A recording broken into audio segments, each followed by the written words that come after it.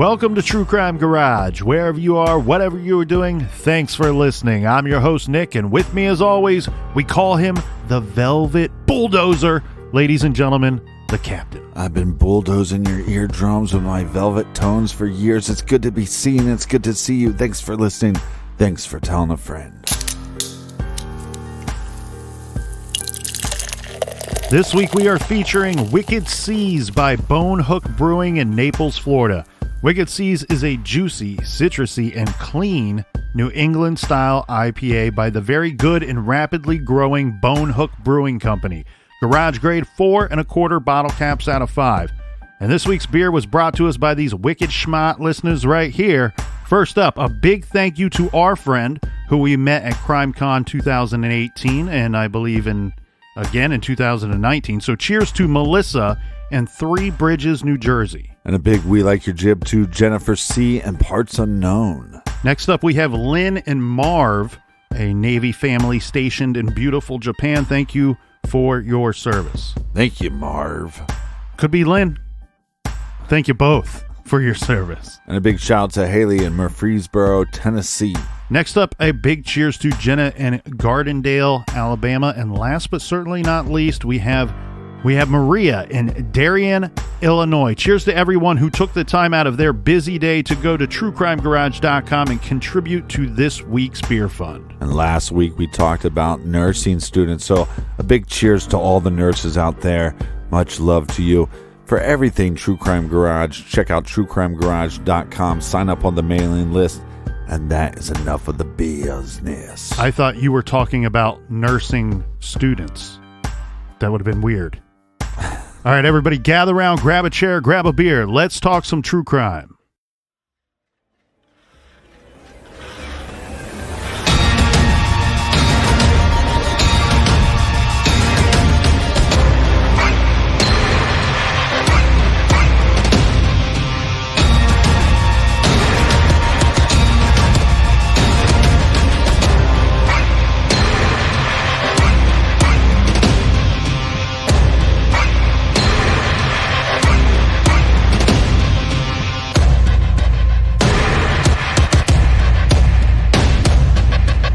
We have all heard the cautionary tales to parents in this internet age. Don't let your kids spend too much time online. Know who your kids are talking to online. Be sure your kids don't give out any personal information. Make sure your kids aren't engaging in inappropriate behavior with people online. And explain to your children and help them to understand the difference between virtual relationships and real human connections. But what happens when your child is an adult? What happens when these cautionary tales are applied to a grown man who spends too much time online, who is talking online with a stranger, who does not have his best interest at heart? Then, one day, the online stranger wants more. This virtual friend requests just a little personal information. And how about some private information? And the two are exchanging inappropriate materials. Adult internet voyeuring has become its own form of addiction, as several websites stream live, amateur, and professional webcam girls, guys, and couples, generally showing nude performances and sexual acts. This has also established a new line of sex work, accessible to anyone with a computer. So what happens when someone confuses a virtual relationship for a real relationship? And then it grows into an obsession. An obsession he would kill for. This is True Crime Garage.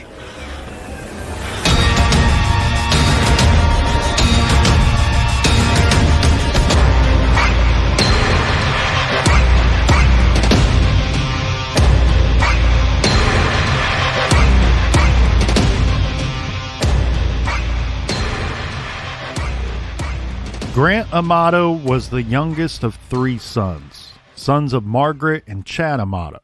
He and his brother Cody still lived at home with their parents, but their older brother Jason had moved into his own place.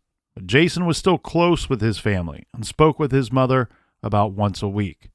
Where our story really takes off is when these three brothers are all grown adults, two still living at home with mom and dad. But let's back up for just a minute. Margaret and Chad provided a nice life for their three boys. They lived in an expansive home and had all the trappings of affluence: cars, video games, and horses. Yes, Margaret was a horse person. As everyone knows, the garage loves horse people. Yeah, centaurs. She adopted and rehabilitated a retired racehorse named Lady. And even after Lady died, she still went to the stables daily to work with other horses. Margaret worked as a client operations manager at a healthcare company. Chad Amato was a clinical pharmacist who worked for CVS and who also had a second job. He was a self-professed computer guru. One of his coworkers said that Chad was very proud of his sons. But there are rumors in this case and some references to it by two people close to the case that Chad Amato, the father, was a quite difficult man. Yeah, most computer people are. A side note, Jason, the oldest of the three boys, was not Chad's biological son. He adopted him when he married Margaret. This was way back when Jason was just 3 years old. It doesn't seem that Jason was as close to his brothers as they were to each other. According to Jason, they were known as the football family because they went to every Florida Gators home game together. But Jason no longer lived at home, and he had moved on with his own life. So the true brothers, not the half-brothers, Grant and Cody, they seem to be inseparable. Cody is just 1 year older than Grant, and they did everything together. They were on the weightlifting team together at Timber Creek High School and planned on buying matching BMWs and living in the family home well after their parents retired to their other house, which was located in Tennessee. One of their favorite activities involved shooting airsoft rifles and real guns as well. And you can see on Grant Amato's Facebook profile picture that he is trying to look like a militant badass with a big rifle. Mm-hmm. Cody and Grant were on a competitive airsoft team called Remedy. The brothers even went on to enroll in nursing school together, this after Grant graduated from the University of Central Florida. Even early on, it seems that Cody was somewhat of a caretaker for Grant. He had it all together, while Grant was more scattered. In June of 2018, Grant was caught stealing medication from his job at Advent Health, which is located in Orlando, Florida. Do we know what kind of medication he stole? I'm going to get into that right now. The hospital staff noticed 8 empty vials of propofol in 2 rooms where Grant was working. He had taken vials. They were worth together a combined amount of $2,067.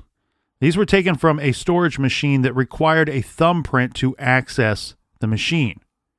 He was captured on surveillance video, which was reviewed by the hospital after the propofol was discovered missing.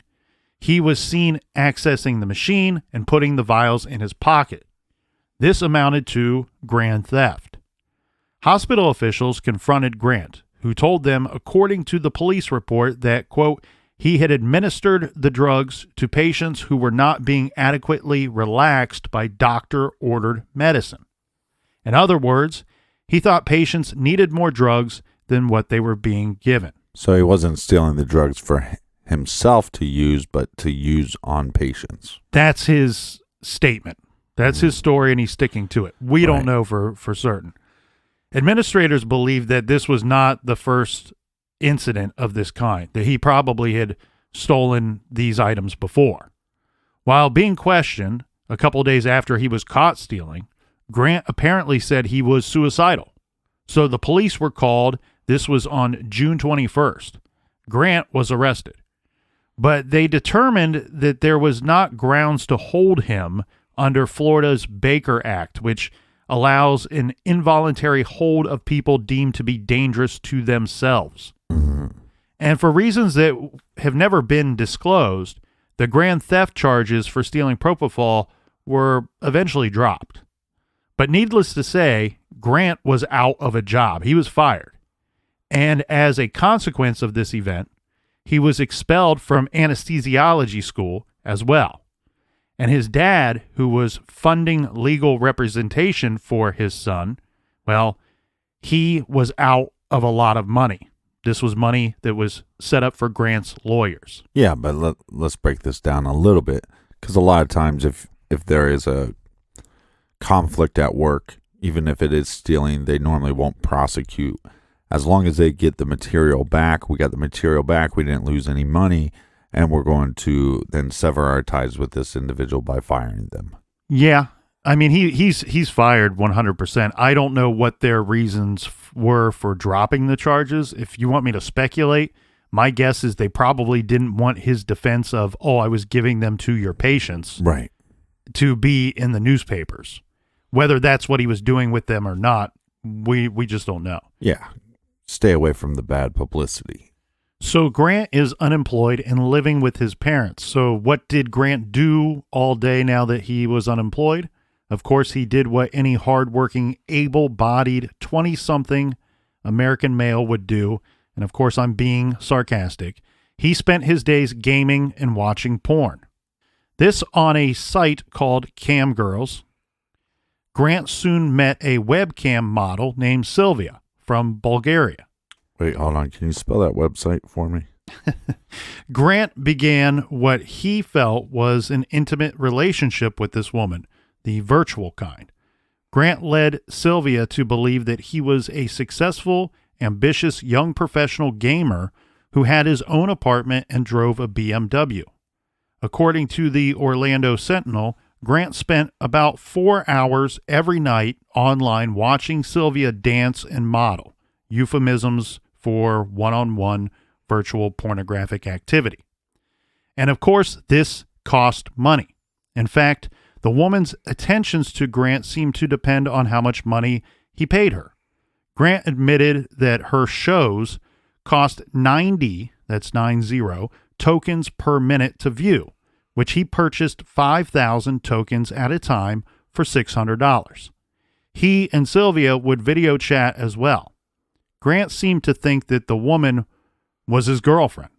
Eventually, he began sending her clothes and sex toys, which Sylvia would model for him, often in pornographic videos.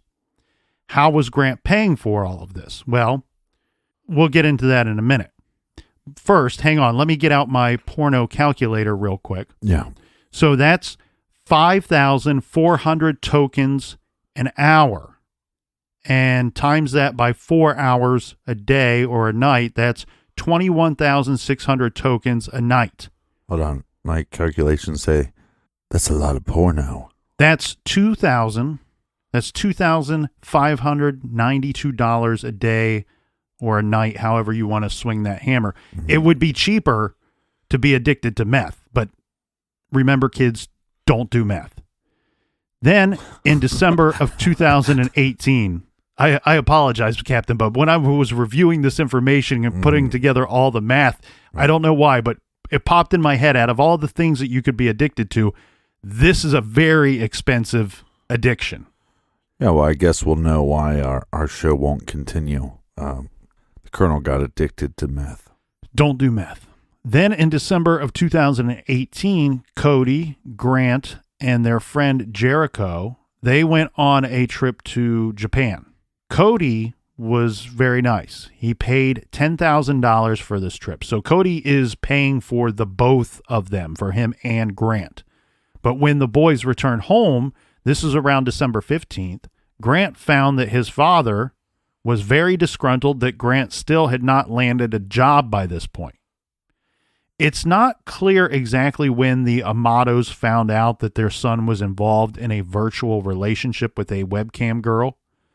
Some news reports state that Margaret noticed mail showing up for Grant from Bulgaria. Yeah. And then was horrified that her son had given their home address to somebody in the porn business, let's say. Right. We can only imagine what that conversation was like. Unfortunately for Grant, though, it seems that his parents also discovered something else. At some point toward the end of 2018, Chad Amato discovered that some money was missing. And actually, this was a lot of money. Grant was stealing money from his own family. Grant told his parents that he spent this money to promote himself on Twitch.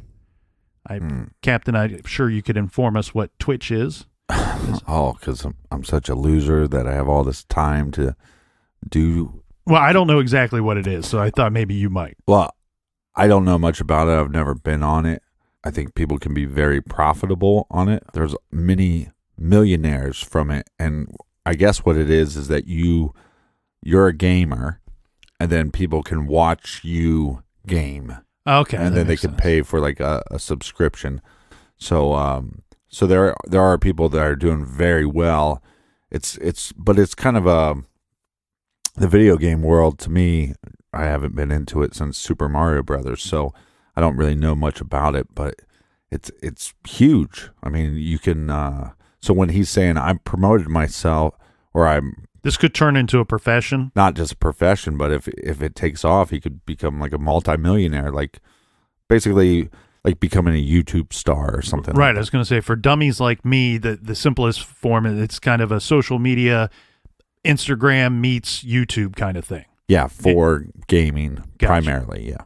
So the truth be told, though, that's not where the money went. He actually blew it all on his very expensive hobby, or what I would call obsession, with Sylvia. Yeah, but even if it went to promoting himself on this platform, it's a big risk, because to become a YouTube star or become a Twitch star, it's very difficult. So now, thus begins the family meltdown. Okay? On December 19th, 2018, the Amatos called 911. This was to report Grant was missing. He had walked out of the house after an argument with Chad, and his mother was concerned because he seemed very depressed at this time, and she says possibly suicidal. In fact, Margaret told the sheriff's office, she told the deputies that she got a text from Grant saying that he was, quote, really tired of everything, end quote, and was, quote, just going to handle it his own way. That's as much of the text that I have, but regardless, believing that he had been unsuccessful looking for work and had shown some instability in connection with the propofol incident. Right. And he's out of school, and now he's spending his days, like you said, playing video games and watching pornography. And if the family just knows that he's just up in his room playing video games all day, maybe not knowing too much about the pornography, but when somebody says, I'm tired of it all, and that's all they're doing, I think that's a bad sign. Well, and, his mother has other texts and other information, other conversations that were had that we're not privy to. So calling the police seems like a very smart motherly move here in this spot. In December of 2018, Cody confided in his girlfriend Sloan that he was concerned about his brother. He was concerned that Grant was going to kill everyone, is what he said. When Grant left the home that day, he took refuge at the home of his aunt. This is Donna Amato, with whom he was very close. She later said that he was looking lost and depressed.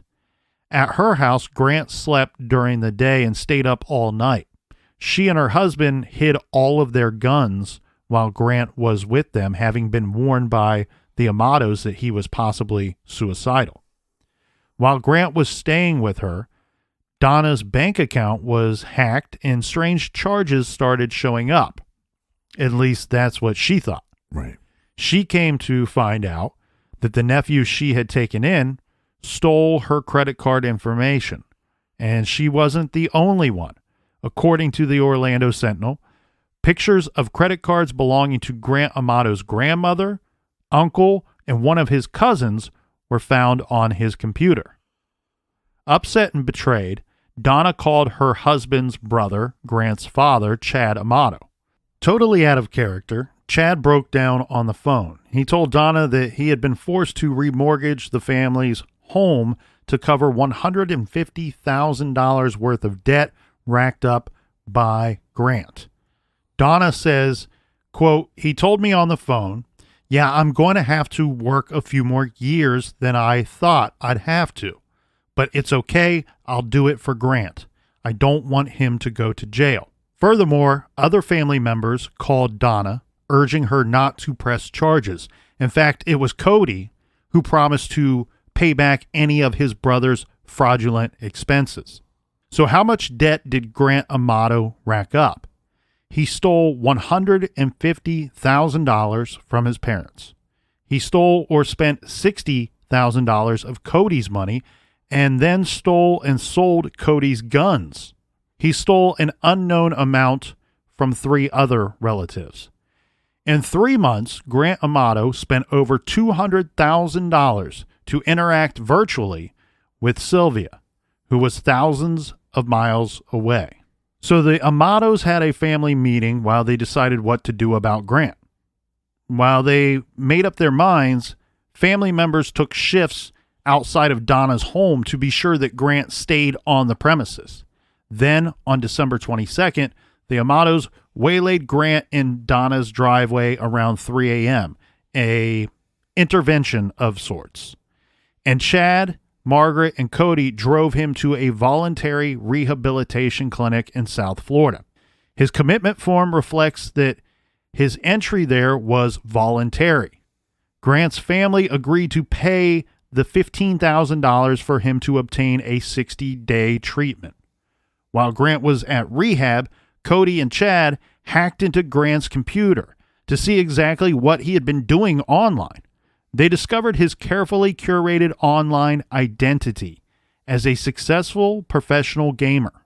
Chad contacted all of Grant's online friends and told them in no uncertain terms that it was all a lie, that Grant was a poser, a fraud, and a fake. He actually lived at home and he had no job. And in what was likely considered the ultimate betrayal by Grant, they conveyed this information to Sylvia as well. They told Sylvia, the webcam girl who thought Grant was a sugar daddy, that in fact Grant was a fired nurse who lived with his mom and dad and stole their money to pay for his new obsession. Grant only made it about 2 weeks in rehab. He left the facility and came home on January 5th. When he returned home, there was a new set of rules. Chad sat Grant down at a California pizza kitchen in Waterford Lakes and showed him a 2-page list of rules. Grant would have to agree to them if he wanted to remain in the home. His other options were, according to Chad, to move out or to join the military. Yeah, I mean, it wasn't like, get to working and stop your jerking. Well, this laying down of the rules, this kind of thing that a parent does, you typically see this for a rebellious 16-year-old, not a 29-year-old man. Now, among these rules, Grant had to get a job during the day and stop spending his entire night online. He was not permitted on the internet after midnight. He had to come up with a written personal recovery plan and submit it to his father. His phone service was cut off.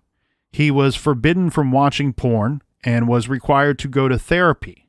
He was on his own financially and had to repay the $200,000 he had taken and issue apologies to his family. Yeah, this is just a mess. It's a very sticky situation. A cover note on the rules page said, quote, "This is critical as Grant, through his past transgressions, has relied on the knowledge the family would not report him and would cover him. Family relationship abuse beyond tolerance. This is a promise. You better heed the warning. It's real."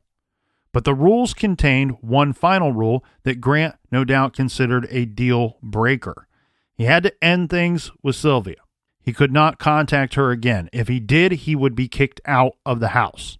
The last line reading, quote, "You chose a stranger, physically non-existent, over family." And he also put his family in almost like financial jeopardy. Grant agreed to the rules and the family returned to normal. It seems that things improved for a bit. Jason says Grant seemed better when he got home, and Margaret had told him that Grant was acting like part of the family again. But sometime in January, Margaret confessed to a friend at the stables about the difficulties at home. She said that her son Grant had stolen quite a bit of money from the family. Margaret clearly had a soft spot for her youngest son. Almost certainly unbeknownst to Chad, she allowed Grant to continue to message with Sylvia via Twitter using Margaret's phone. Now, it's possible that Grant used her phone without her permission, but told her it was for legitimate purposes. It's not known whether Margaret knew that she was helping Grant break the rules. And it's not known whether Sylvia was receptive to Grant's continued contact with her, considering he couldn't pay her. But either way, on January 24th, Chad somehow found out what was going on.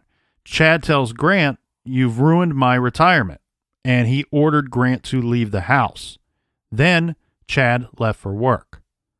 Grant started packing up his stuff. Meanwhile, Cody was at work, and his girlfriend Sloan said he had to leave after conversations with people at home around 9:15 p.m.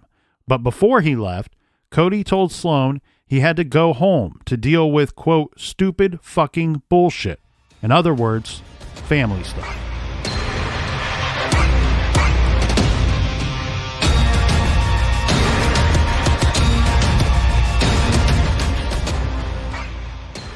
If there is something interfering with your happiness or preventing you from achieving your goals, BetterHelp Online Counseling can help. BetterHelp offers licensed professional counselors who specialize in issues such as depression, anxiety, relationships, trauma, anger, family conflicts, LGBT matters, grief, self-esteem, and more. Connect with your professional counselor in a safe and private online environment and get help at your own time and at your own pace. Anything that you share is completely confidential. And it's so convenient you can schedule secure video or phone sessions as well as chat and text with your therapist. If for some reason you're not happy with your counselor, though, you can request a new one at any time for no additional charge. Best of all, it's a truly affordable option. Our listeners even get 10% off your first month with discount code GARAGE. So why not get started today? Go to betterhelp.com/garage, then simply fill out a questionnaire to help them assess your needs and get matched with a counselor you'll love. That's betterhelp.com/garage, betterhelp.com/garage. We tell people that we love them. We tell people that we care. But when I think about how much my special people really mean to me, sometimes just saying it doesn't feel like enough. When you say how much you love someone in a Hallmark card, it just feels different. Like taking that everyday reminder and turning it into the kind of love they can hold on to. So I've decided to send or give a Hallmark Valentine's Day card to all of the important people in my life this year. And because Hallmark has so many kinds of Valentine's Day cards, I know I'll be able to find one for every important relationship. Plus this year, for every Valentine's Day card purchase, Hallmark will give a card to someone who could use a little love, up to 1 million cards. Valentine's Day is Friday, February 14th. Keep the love going and visit hallmark.com/garage to find Valentine's Day cards for everyone you care about. And use promo code GARAGE to get 20% off your card purchase. The 2020 Fabfitfun Spring Box is now on pre-sale. Fabfitfun is a women's lifestyle subscription box filled with full-size, premium beauty, lifestyle, fitness, home, and tech products sent straight to your doorstep each season. And each box is customized to your interest, delivering the seasonal must-haves you need. Fabfitfun is full of subscription benefits. Let me go over some of those for you who have not tried this, because the people that have received Fabfitfun, they love it. They keep receiving it. It's full of full-size, premium beauty, premium lifestyle, premium fitness, premium home, premium products that you are going to love. These are full-size products. They are not sample-size products. And guess what? You're going to find some things that you're going to want to continue to treat yourself to for the rest of your life, because this is such good stuff. We have given these boxes as gifts. We've watched the unboxing process. We've watched the joy that comes over the faces of these wonderful ladies receiving these wonderful products. The new spring box is the perfect way to treat yourself or others and get ready for the new season ahead. You'll save money on quality full-size products today because these deals do not last long. Since you get to choose which products go inside your box, you'll never be disappointed with what you receive. And better yet, a Fabfitfun membership also goes beyond the box itself because there are plenty of add-ons, edit sales, lifestyle videos on FFF TV, and a community forum. Fabfitfun is a seasonal subscription box with full-size beauty, fitness, fashion, and lifestyle products. It retails for $49.99, but always has a value of over $200. And I've seen boxes that are well over $300. Use coupon code GARAGE for $10 off your first box at www.fabfitfun.com. That's fabfitfun.com with promo code GARAGE for $10 off.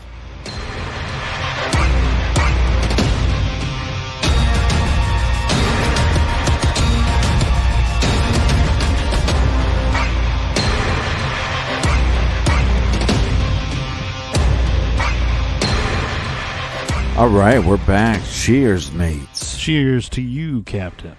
On Friday, January 25th, 2019, the Seminole County, Florida Sheriff's Office received a call from a Chris Sisko. Chris is an employee at Advent Hospital in East Orlando. Chris told the dispatcher that he was concerned because his friend and coworker, Cody Amato, did not show up for work and was not responding to his calls and text. According to Chris, who worked for years with Cody at the center, he says Cody never so much as came in late to work, much less not show up at all. Yeah, well, he had a lot of bills that he had to pay for. Well, and Cody always had his phone with him, too, so this is even more concern. Yeah. The two were actually supposed to meet for coffee that morning, but as said, Cody never showed up. Chris also worked with Cody's girlfriend, Sloan, and she was equally concerned. Deputies obtained the address of the home Cody shared with his parents, Margaret and Chad, and headed over to 2112 Sultan Circle to perform a welfare check. This was at 9:17 a.m.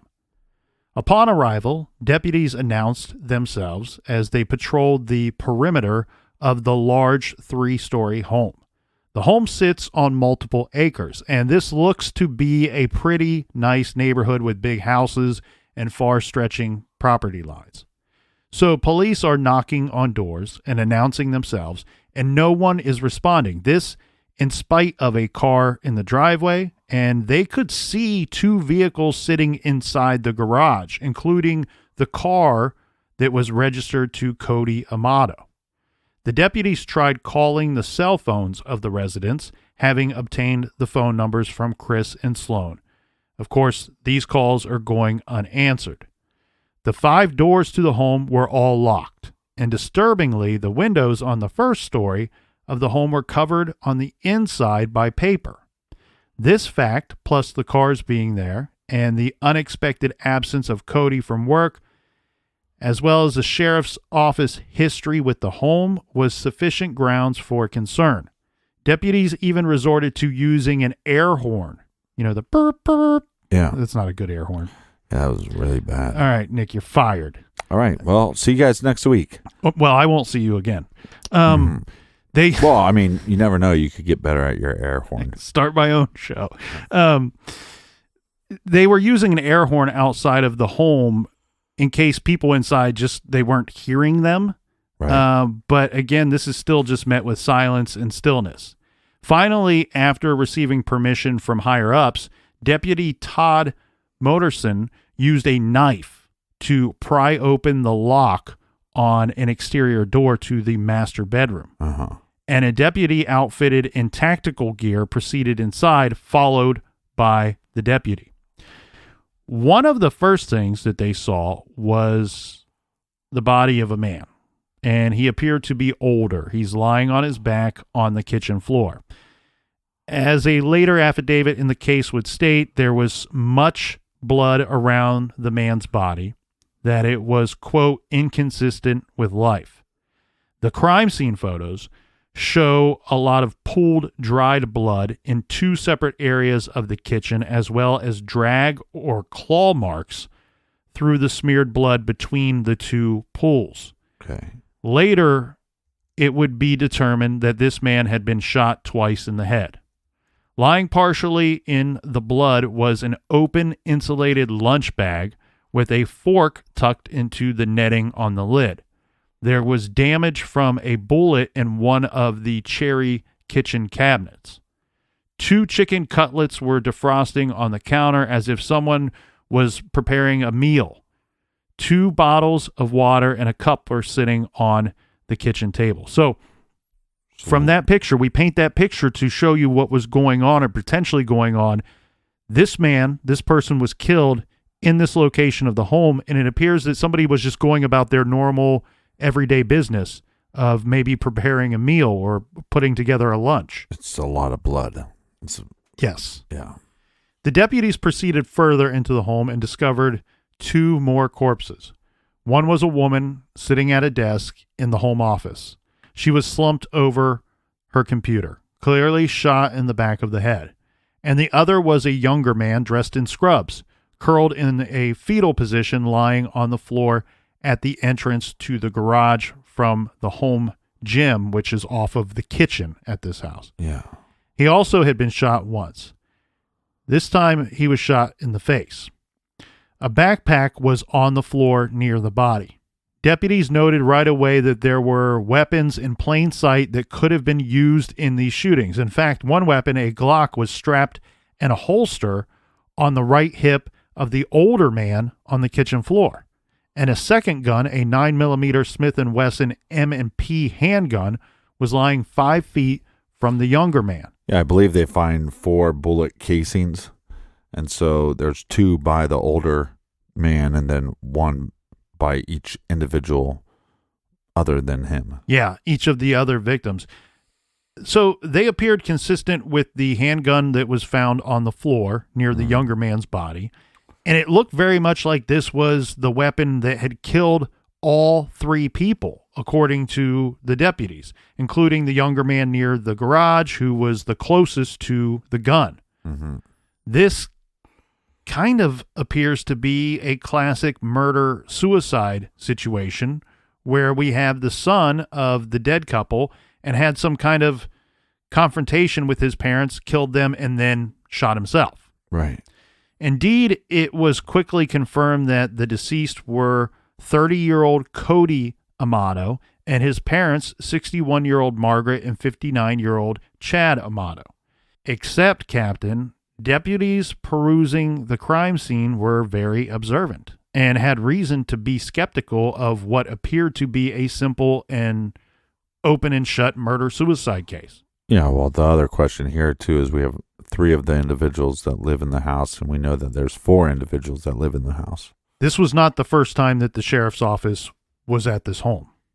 So they know that 4 people most of the time reside at this home. Right. And so things look hinky to them. Furthermore, where is this other person, right? Why, if there's 4 that live in the home, why is this other person not a victim? And if he's not a victim, then where is he? So the very smart sheriff's office, by late Friday afternoon, they put out a bolo, a be on the lookout for a person of interest in the killings. This was for 5'10", 120-pound, 29-year-old Grant Amato, son of Margaret and Chad and brother to Cody. Yeah. He was not on the premises, although he was known to reside in the home, and his phone had been disconnected. He was thought to be driving a white 1996 Honda Accord DX with the license plate number L1GH7, and he was to be considered armed and dangerous.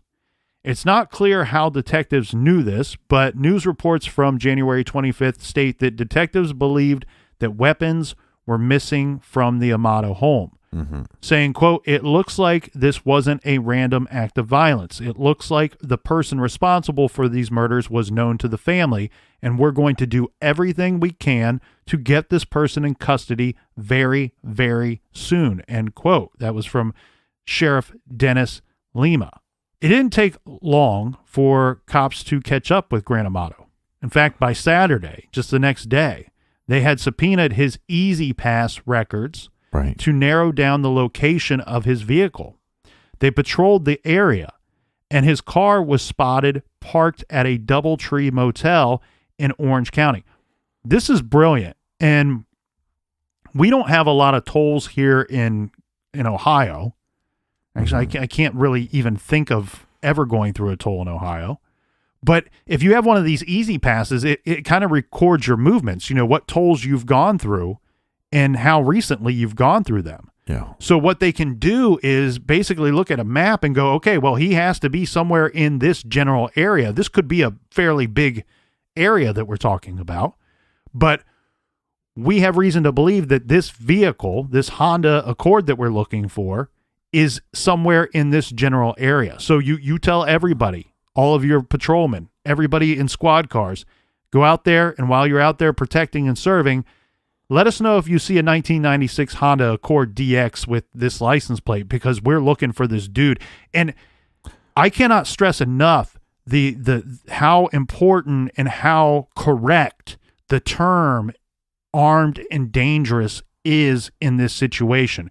If you believe that the person of interest is the fourth member of the home who is not found at the home when all three of the others are found killed inside of the house, and it appears two of the victims were armed themselves. Right. Not only did this perpetrator, were they able to kill three individuals, they were able to do it in a potential, it could have been a potential gunfight. Yeah. Well, we know that this individual practices in a virtual world. The police, they spot this vehicle, his vehicle, and find it at a DoubleTree motel in Orange County. Sure enough, Grant was in a hotel room there. He was taken in for questioning, but was not handcuffed or placed under arrest at that time.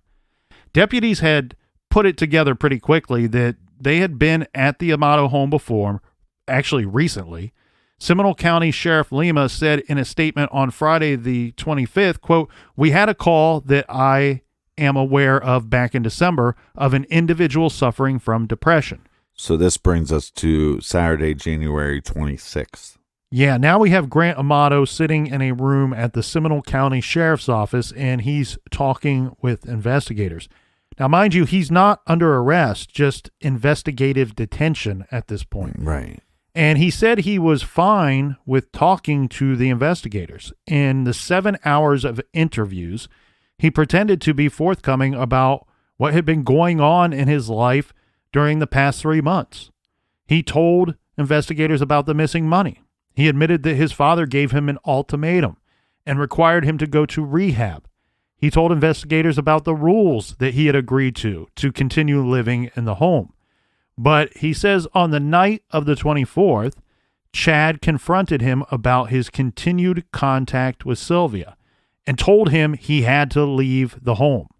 Grant told detectives that Cody had been there when Grant left the house that night, and that Cody had promised Grant that he would try to smooth things over.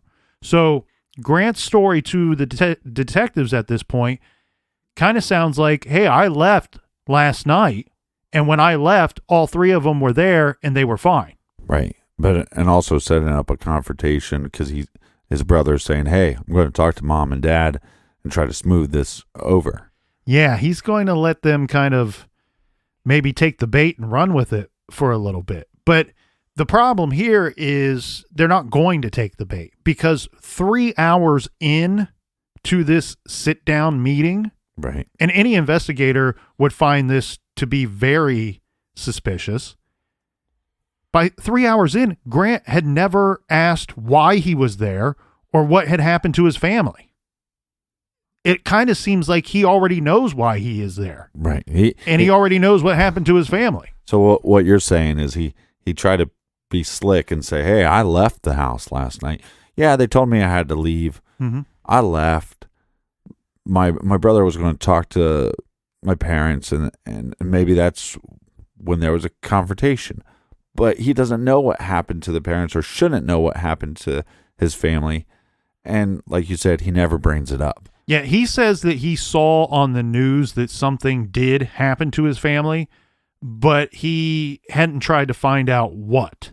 Okay, so here's how some of the interrogation proceedings from there went on. And this is according to the Orlando Sentinel.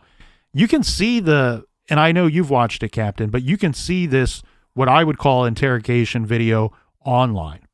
Now, we have a detective here that opens a folder. Wait, hold on. I'm surprised on how small he is. Yeah. He's almost 30 years old. 120 pounds. Yeah, I mean, he's very small. So in one scene that you could see online, a detective opens up a folder with crime scene photos. So the detective, placed a picture of Cody's body in front of Grant and asked, "Did you leave the house with your brother Cody looking like that?" To which Grant covered his face. The detective then pulls out 2 more photos, and she asks, "Or did you leave the house with your father looking like that, or your mother?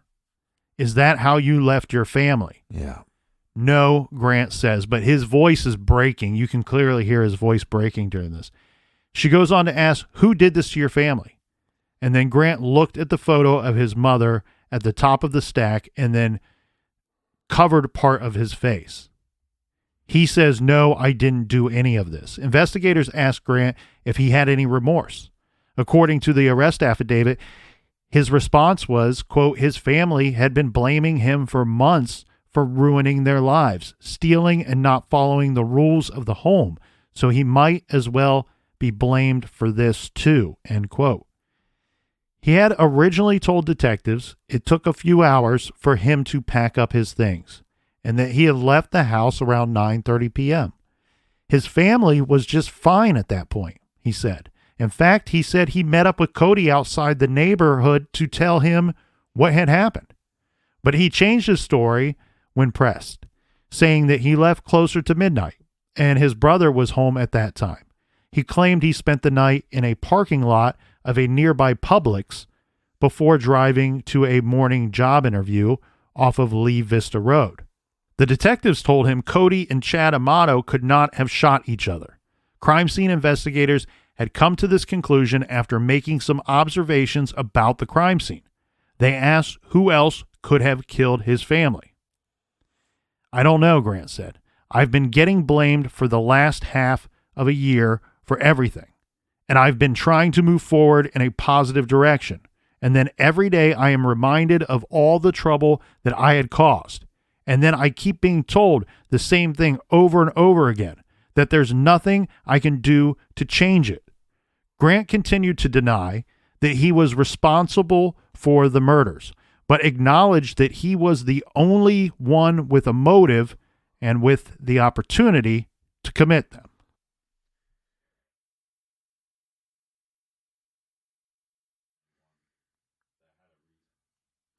Yeah.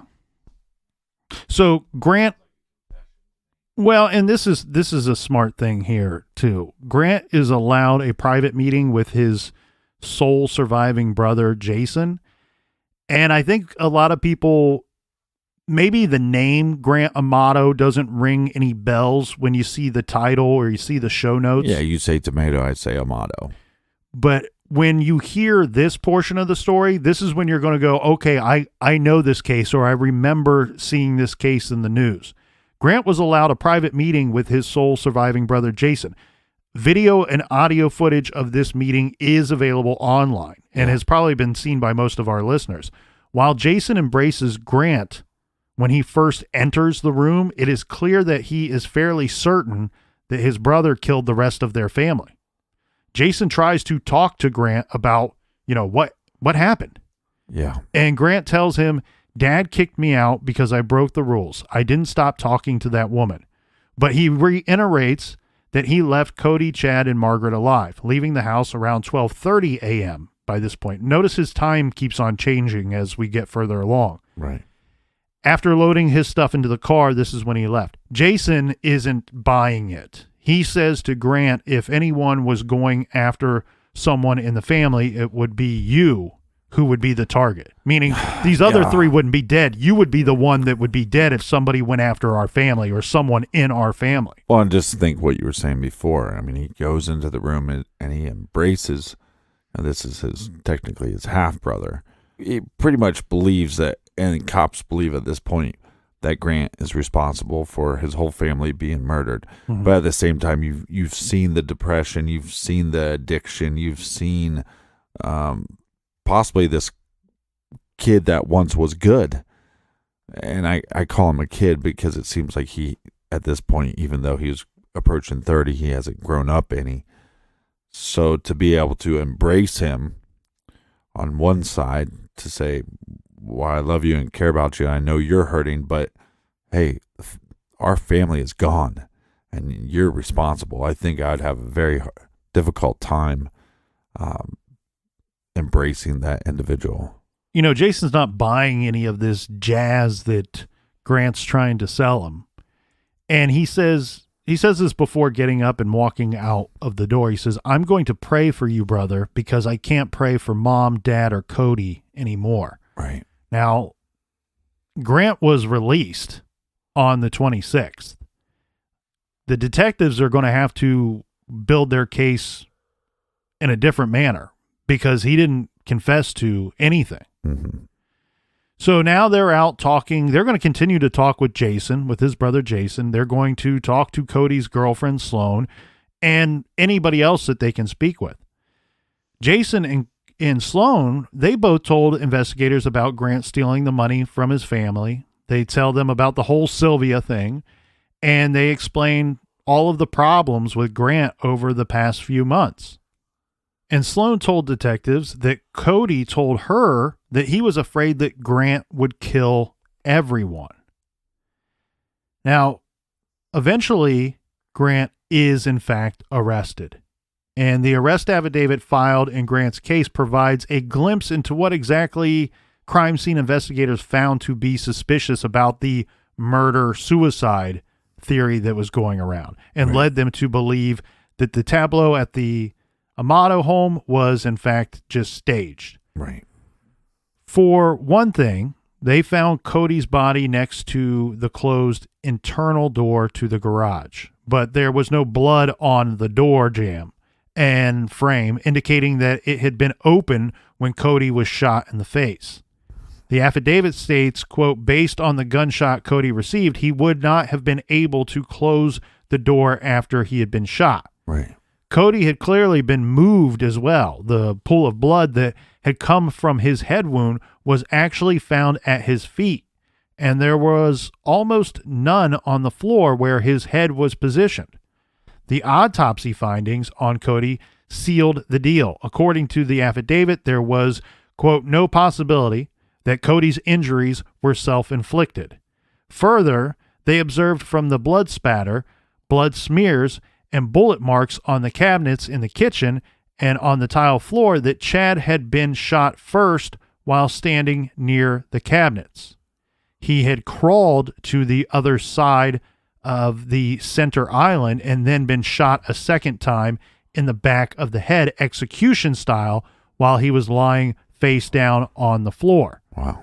The bullet had entered the tile floor, but Chad was found 3 feet away on the kitchen floor on his back, clearly having been moved as well. Margaret was at the desk, shot once in the back of the head, and had not been moved at all. So if Chad was shot in the kitchen by someone who later moved him, and Margaret and Cody did not shoot themselves, the obvious conclusion is that the shooter was a fourth person, someone who had accessed the home without breaking and entering. Well, and like you said too, I mean, these crime scene photos are pretty bad, and a lot of times when you see a murder take place in a tiled area, you can see, you know, the blood smeared everywhere, but you can see the tile underneath, or it's very transparent, and there's sections that you can't see the tile at all. It's just this very dense puddle of blood. So Grant is arrested and charged with 3 counts of premeditated murder. Now, when he's arrested, in his possession they find a pair of leather gloves and credit and debit cards belonging to his father and brother Cody. Right. He also had with him his passport, leading investigators to speculate that he was planning on trying to leave, possibly to meet Sylvia in person. In Grant's car, they found a handwritten note that appeared to have been written from Cody Amato's perspective, which said, "Grant, I'll take care of all of your problems. I just need you back. I can't live without you, brother.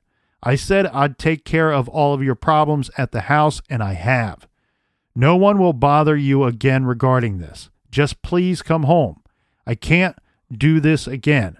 If you think I'm part of the problem here, then I've really lost you, and I can't take that loss after everything."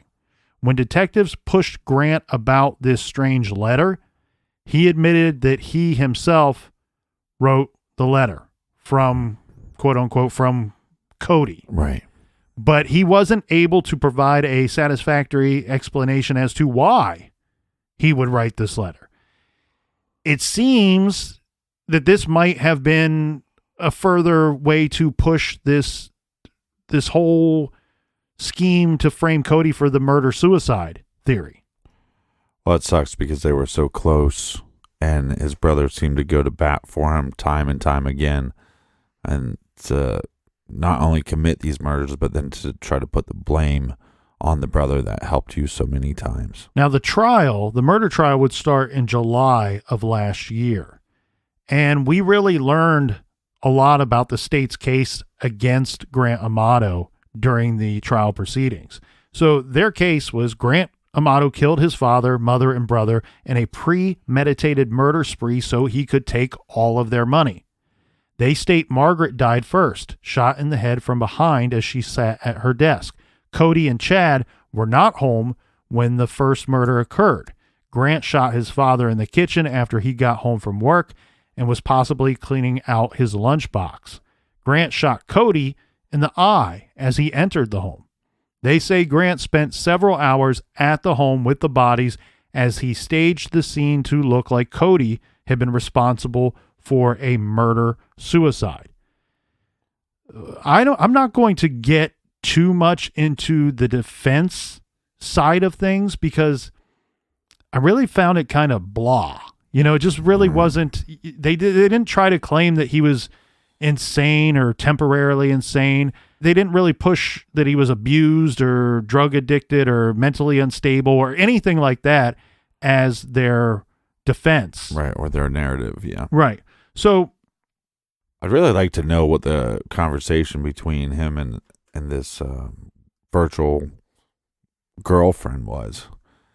And if in any way she was pushing him in this direction at all. I wouldn't think so. I mean, it would seem extreme. I think what we have here, Captain, is it was more one-sided. It was on his end. If I can't log on each day and talk to this person, now I have a huge problem. I don't think she cares one way or the other as long as he's buying these tokens right. and spending money day after day. He's not, well, I don't know this to be certain, but I feel very strongly about this. He's not her only customer, let's say. Yeah, but he has a BMW.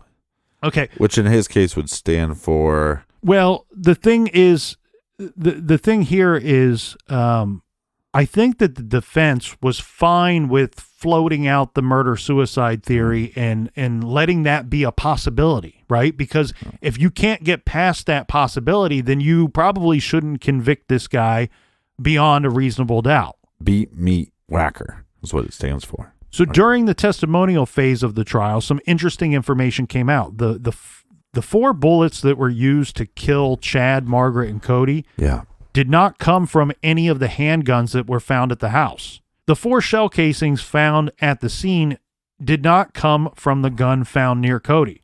They came from an unknown weapon that was never found.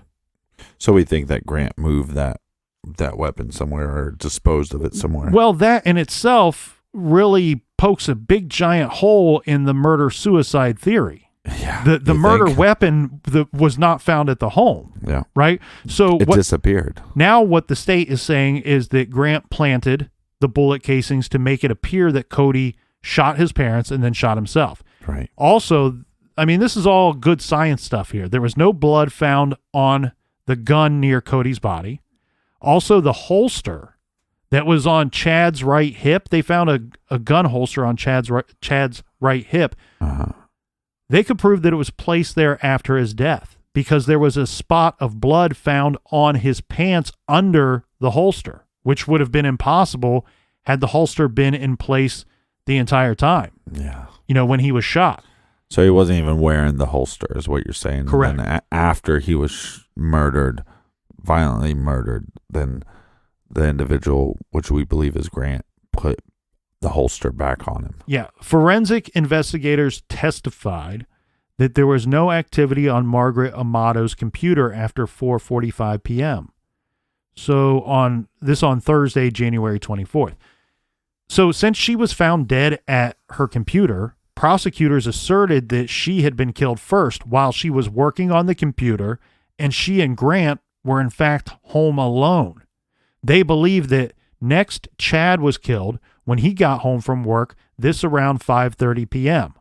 Finally, Cody was shot in the face when he arrived home from work sometime around 9:30 p.m.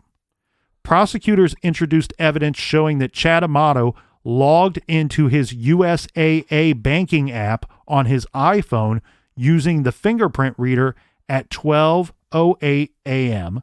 on the night he died. While prosecutors weren't able to establish Chad's exact time of death, the implication was that Grant had used his dead father's finger to unlock his phone in order to access the banking information. The sheriff's office crime scene manager, this is Christine Snyder, testified that Chad's right index finger had been cleaned of blood, presumably to use the fingerprint scanner. Crime scene tech testimony at the trial stated that when Grant Amato was arrested, remember they found that pair of leather gloves? Those gloves tested positive for gunpowder residue, GSR. Were they able to test those gloves to pull DNA from them? I know what you're getting at. Yeah, it's called DNA. Right. Getting at DNA. Do we have DNA evidence here? Well, this is interesting, and this shows the level of what I've been referring to as addiction or obsession, right? So according to the prosecutors, Grant used Cody's credit card to pay Sylvia more money, this just within hours after his family was murdered. He sent her $600 while sitting in his car in the Publix parking lot in the middle of the night as his family's bodies lie cooling in the home. See, that's why I just think there had to be some kind of conversation with her about the conflict between him and his family. Grant's defense, I mean, yeah, they worked hard to try to establish some kind of reasonable doubt, but it only took the jury 8 hours to convict Grant Amato of the first-degree premeditated murder of all three of his family members. Right. Grant stood emotionless as the verdicts were read aloud. In the end, the jury decided against the death penalty, handing down a sentence of life without parole.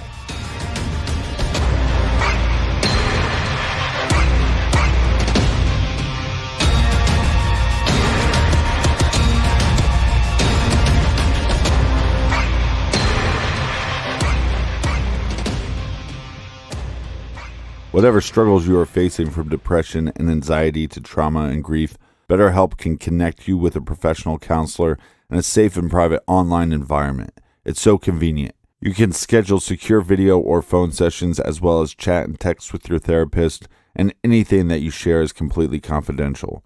Best of all, it's a truly affordable option. Our listeners even get 10% off your first month with discount code GARAGE. So why not get started? Simply go to betterhelp.com/garage and fill out a questionnaire to get matched with a counselor you'll love today. That's betterhelp.com/garage. We all say, I love you. We all try to show that we care. But when I say I love you in a Hallmark card, it feels so much different. It feels like love you can hold on to. Valentine's Day is Friday, February 14th. Visit hallmark.com/garage to find Valentine's Day cards for everyone you care about. And use promo code GARAGE to get 20% off your card purchase. If you would like to listen to some more True Crime Garage, I would. Check us out on the Stitcher app, and also check out our bonus show called Off the Record. And until next week, be good, be kind, and don't litter.